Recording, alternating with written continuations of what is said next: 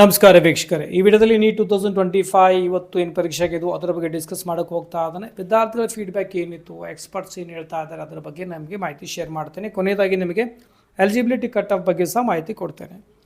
So ಮೊದಲನೇದು biology section ಬಗ್ಗೆ ಹೇಳಬೇಕು ಅಂದರೆ ವಿದ್ಯಾರ್ಥಿ ಹೇಳುವಾಗೆ ಪೇಪರ್ ಈಸಿ ಇತ್ತು. ಟೋಟಲಿ ಆಲ್ಮೋಸ್ಟ್ 90% ಕ್ವಶನ್ಸ್ ಏನದು NCERT ಬೇಸ್ಡ್ ಕ್ವಶನ್ಸ್ ಇದ್ದು. ಅಲ್ಲಿ ಅಸರ್ಷನ್ ರೀಸನಿಂಗ್ ಆಗಿರ್ಬೋದು ಮತ್ತು ಆಮೇಲೆ ಡಯಾಗ್ರಾಮ್ ಬೇಸ್ಡ್ ಕ್ವಶನ್ಸ್ ಇರುವಂಥದ್ದು. ಬಟ್ ಏನಪ್ಪ ಅಂದರೆ ವಿದ್ಯಾರ್ಥಿಗಳು ಲೆಂದಿ ಫೀಲ್ ಮಾಡಿದರೆ, ಬಟ್ ಈಸಿ ಇತ್ತು ಬಟ್ ಲೆಂದಿ ಫೀಲ್ ಮಾಡಿರುವಂಥದ್ದು ಬಯಾಲಜಿ ಸೆಕ್ಷನ್ ಬಗ್ಗೆ.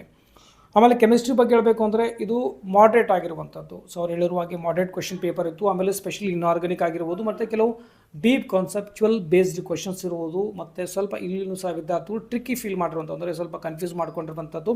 ಸೊ ಹಾಗಾಗಿ chemistry almost moderate question paper ಇತ್ತು.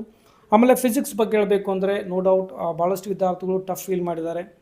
ಏಕೆಂದರೆ ಕಂಪ್ಲೀಟ್ ಏನಪ್ಪ ಅಂದರೆ ಏನು ಕ್ವಶನ್ಸ್ ಏನಿದ್ದು ಭಾಳಷ್ಟು ಟ್ರಿಕ್ಕಿ ಇಲ್ಲದೇ ಈ ಒಂದು ನ್ಯೂಮರಿಕಲ್ ಬೇಸ್ಡಲ್ಲಿ ಅಂದರೆ ಪ್ರಾಬ್ಲಮ್ ಸಾಲ್ವ್ ಮಾಡಬೇಕಂದ್ರೆ ಭಾಳಷ್ಟು ಮಲ್ಟಿ ಸ್ಟೆಪ್ಸ್ ಬರೋ ಕಾರಣದಿಂದಾಗಿ ಭಾಳಷ್ಟು ಲೆಂದಿ ಆಗಿದೆ ವಿದ್ಯಾರ್ಥಿಗಳಿಗೆ. ಅದು ಟೋಟಲಿ ಓವರಾಲ್ ಹೇಳಬೇಕಂದ್ರೆ ಫಿಸಿಕ್ಸ್ ಟಫ್ ಆಗಿರುವಂಥದ್ದು. ಆಮೇಲೆ ಈ PCB ಬಗ್ಗೆ ನಾವು ನೋಡಿದಾಗ ಲಾಸ್ಟ್ ಇಯರ್ ಕಂಪೇರ್ ಮಾಡಿದ್ರೆ, ಪೇಪರ್ ಕಂಪೇರ್ ಮಾಡಿದ್ರೆ ಲಾಸ್ಟ್ ಇಯರ್ಗಿಂತ ಈ ವರ್ಷ ಟಫ್ ಆಗಿದೆ. ಟೋಟಲಿ ಈ ಒಂದು ಎಕ್ಸಾಮಲ್ಲಿ ಟೈಮ್ ಮ್ಯಾನೇಜ್ಮೆಂಟ್ ಬಹಳ ಮುಖ್ಯವಾಗಿರುವಂಥದ್ದು. ವಿದ್ಯಾರ್ಥಿಗಳಿಗೆ ಟೈಮ್ ಮ್ಯಾನೇಜ್ಮೆಂಟ್ ಭಾಳಷ್ಟು ವಿದ್ಯಾರ್ಥಿಗಳಿಗೆ ಆಗಿಲ್ಲ. ಆಮೇಲೆ ಯಾರು ನೆಕ್ಸ್ಟ್ ಪ್ರಿಪ್ರೇಷನ್ ಮಾಡ್ತಾಯಿದ್ರು ಕಂಪಲ್ಸರಿ NCERT ಕಂಪಲ್ಸರಿ ತರೋ ಆಗಬೇಕಾಗತ್ತೆ. ಫಿಸಿಕ್ಸ್ ಆಗಿರ್ಬೋದು, ಆ ಒಂದು ಕಾನ್ಸೆಪ್ಚುವಲ್ ಬೇಸ್ಡ್ ಭಾಳಷ್ಟು ಪ್ರಾಬ್ಲಮ್ ಸಾಲ್ವ್ ಮಾಡೋದ್ರಿಂದ ಮತ್ತು ಆಮೇಲೆ ಮಾಕ್ ಟೆಸ್ಟ್ ಭಾಳಷ್ಟು ನೀವು ಬರೆಯೋದ್ರಿಂದ time management automatically skill develop ಆಗುತ್ತೆ. ಸೊ ಆಮೇಲೆ ಬಯಾಲಜಿ ಆಗಿರ್ಬೋದು ಮತ್ತು ಸ್ಪೆಷಲಿ ಇನ್ಆರ್ಗಾನಿಕ್ ಆಗಲಿ ಡೀಪ್ ಆಗಿ ಸ್ಟಡಿ ಮಾಡೋದು ಉತ್ತಮ. ಓಕೆ, ಸೊ ಆಮೇಲೆ ನಾವಿಲ್ಲಿ ಎಲಿಜಿಬಿಲಿಟಿ ಕಟ್ ಆಫ್ ಬಗ್ಗೆ ಡಿಸ್ಕಸ್ ಮಾಡೋಣ. ಎಲಿಜಿಬಿಲಿಟಿ ಕಟ್ ಆಫ್ ಬಗ್ಗೆ ಡಿಸ್ಕಸ್ ಮಾಡಬೇಕು ಅಂತಂದರೆ ಒಟ್ಟು ಎಲಿಜಿಬಿಲಿಟಿ ಕಟ್ ಆಫ್ ಅಂದ್ರೇನು, ನಿಮಗೆ ನೀಟ್ ಪರೀಕ್ಷೆಯಲ್ಲಿ ಇಷ್ಟು ಮಾರ್ಕ್ಸ್ ತೆಗೆದುಕೊಂಡ್ರೆ ನೀವು ಎಲಿಜಿಬಲ್ ಆಗ್ತೀರಿ ಕೌನ್ಸಿಲಿಂಗ್ ಅಟೆಂಡ್ ಮಾಡೋದಕ್ಕಾಗಿ. ಅದು ಸೆಂಟ್ರಲ್ ಕೌನ್ಸಿಲಿಂಗ್ ಆಗಿರ್ಬೋದು ಅಥವಾ ಸ್ಟೇಟ್ ಕೌನ್ಸಿಲಿಂಗ್ ಆಗಿರ್ಬೋದು. ಸೊ ಇದಕ್ಕೆ ನಾವು ಎಲಿಜಿಬಿಲಿಟಿ ಕಟ್ ಆಫ್ ಅಂತ ಕರಿತೀವಿ. ನಾನಿಲ್ಲಿ ಪರ್ಟಿಕ್ಯುಲರ್ಲಿ ಕಾಲೇಜು ಮತ್ತು ಆಮೇಲೆ ಅದರಲ್ಲಿ ತೆಗೆದುಕೊಂಡು ಸೀಟ್ ಬೇಕಂದ್ರೆ ಎಷ್ಟು ಮಾರ್ಕ್ಸ್ ಬೇಕಂತ ಹೇಳ್ತಾ ಇಲ್ಲ. ಎಲಿಜಿಬಿಲಿಟಿ ಕಟ್ ಆಫ್ ಅಂದರೆ ಇವರು eligible to attend the counselling ಅಂತ ಅರ್ಥ. ಸೊ ಜಸ್ಟ್ ಎಲಿಜಿಬಲ್ ಆದರೆ NRI ಸೀಟ್ ಆಗಿರ್ಬೋದು, ಮ್ಯಾನೇಜ್ಮೆಂಟ್ ಕೋಟ ಆಗಿರ್ಬೋದು, ಅಥವಾ ನೀವು ಕೌನ್ಸಿಲಿಂಗಲ್ಲಿ ಪಾರ್ಟಿಸಿಪೇಟ್ ಮಾಡೋಕ್ಕೆ ಯೂಸಲಿ ನಿಮಗೆ ಅಲೋ ಮಾಡ್ತಾರೆ.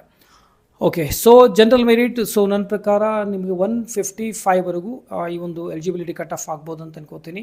ಸೊ ಅದೇ ರೀತಿ OBC ಆಗಿರ್ಬೋದು, SC ST ಆಗಲಿ ಆಲ್ಮೋಸ್ಟ್ 120+ವರೆಗೂ ಎಲಿಜಿಬಿಲಿಟಿ ಅಂದರೆ ಯಾರು 120+ ಸೇಫ್ ಆಗ್ಬೋದು ಅಂತ ನನ್ನ ಅನಿಸಿಕೆ. ಇದು ಎಲಿಜಿಬಿಲಿಟಿ ಕಟ್ ಆಫ್ ಬಗ್ಗೆ ಹೇಳ್ತಾ ಇದ್ದೀನಿ, ಕನ್ಫ್ಯೂಸ್ ಆಗಬೇಡಿ. ಇಷ್ಟ ಅಂದರೆ ನಿಮಗೆ ಡೈರೆಕ್ಟ್ MBBS ಸಿಕ್ತಂತಲ್ಲ, ನೀವು ಕೌನ್ಸಿಲಿಂಗ್ನಲ್ಲಿ ಪಾರ್ಟಿಸಿಪೇಟ್ ಮಾಡೋಕ್ಕೆ ನಿಮ್ಗೆ ಅಲೋ ಮಾಡ್ತಾರೆ. ಇಲ್ಲಿ MBBS ಆಗಿರ್ಬೋದು, ಡೆಂಟಲ್ ಆಗಿರ್ಬೋದು, ಆಯುರ್ವೇದಿಕ್ ಆಗಲಿ, ಹೋಮಿಯೋಪತಿ ಆಗಲಿ, ಯುನಾನಿ ಆಗಲಿ. ಇದಲ್ಲದೆ ಈ ನೀಟ್ ಬೇಸ್ಡ್ ಮೇಲೆ ಅಂದರೆ ನೀಟ್ ಈ ಒಂದು ರ್ಯಾಂಕಿಂಗ್ ಆಧಾರದ ಮೇಲೆ ವೆಟರ್ನರಿ ಕೌನ್ಸಿಲ್ ಆಫ್ ಇಂಡಿಯಾ ನೀವೊಂದು ವೆಟರ್ನರಿ ಕೌನ್ಸಿಲಿಂಗ್ ಪ್ರಕ್ರಿಯೆ ಸಹ ಯೂಸಲಿ ನಡೆಸ್ತಾರೆ. ಅಲ್ಲಿನೂ ಸಹ ನೀವು ಪಾರ್ಟಿಸಿಪೇಟ್ ಮಾಡ್ಬೋದು.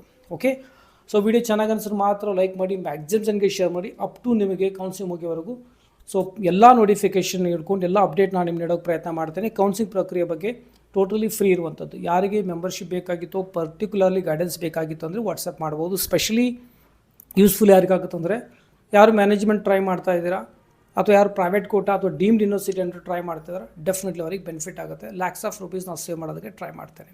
ಈ ವಿಡಿಯೋದಲ್ಲಿ ಇಷ್ಟೇ. ಮತ್ತು ಇನ್ನೊಂದು ಲಿಮಿಟೆಡ್ ಮೆಂಬರ್ಸ್ ಇರುತ್ತೆ, ಭಾಳಷ್ಟು ಮಂದಿಗೆ ಕೌನ್ಸಿಲಿಂಗ್ ಅಂದರೆ ಈ ಒಂದು ಮೆಂಬರ್ಶಿಪ್ ಕೊಡೋಕ್ಕಾಗಲ್ಲ. ಇಂಟ್ರೆಸ್ಟ್ ಇದ್ದರೆ ವಾಟ್ಸಪ್ ಮಾಡಿ. ಸೊ ಲಿಮಿಟ್ ಇದೆ, 100 ಇದೆ, ಅಲ್ಲಿ ಆದಂಥ ಸ್ಟಾಪ್ ಮಾಡ್ತೇನೆ. ಓಕೆ, ಸೊ ನೀವು ಯೂಟ್ಯೂಬ್ ವಿಡಿಯೋ ಮುಖಾಂತರನೂ ಸಹ ನೀವು ಕೌನ್ಸಿಲಿಂಗ್ ಪ್ರಕ್ರಿಯೆ ನೀವು ಖುದ್ದಾಗಿ ಮಾಡ್ಕೊಳ್ಬೋದು. ಯಾವುದೇ ರೀತಿ ಮೆಂಬರ್ಶಿಪ್ ಯೂಸಲಿ ಅವಶ್ಯಕತೆ ಬೀಳೋದೇ ಇಲ್ಲ. ಓಕೆ, ಈ ವಿಡಿಯೋದಲ್ಲಿ ಇಷ್ಟೇ. ಮತ್ತು ಸಿಗೋಣ ಮುಂದೆ ವಿಡಿಯೋದಲ್ಲಿ. ಟೇಕ್ ಕೇರ್, ಬಾಯ್.